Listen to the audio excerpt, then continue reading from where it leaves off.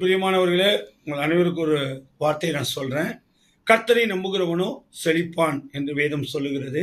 அப்ப ஆண்டவராகிய இயேசுவை நம்புகிற ஒவ்வொருவருக்கும் செழிப்பை கொடுப்பார்.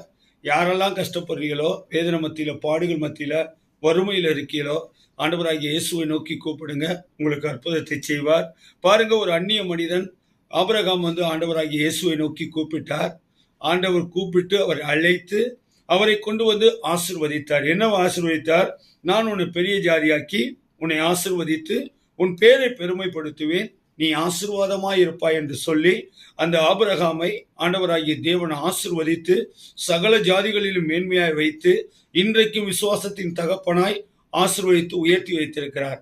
இன்றைக்கு உங்களை உயர்த்த அவரால் முடியும். கர்த்தரை நம்புகிறவன் செழிப்பான் என்ற வார்த்தையின்படி ஆசீர்வதிங்கப்பா, பாதுகாத்துக் கொள்ளுங்க. இயேசுவின் நாமத்தில் ஆமென்.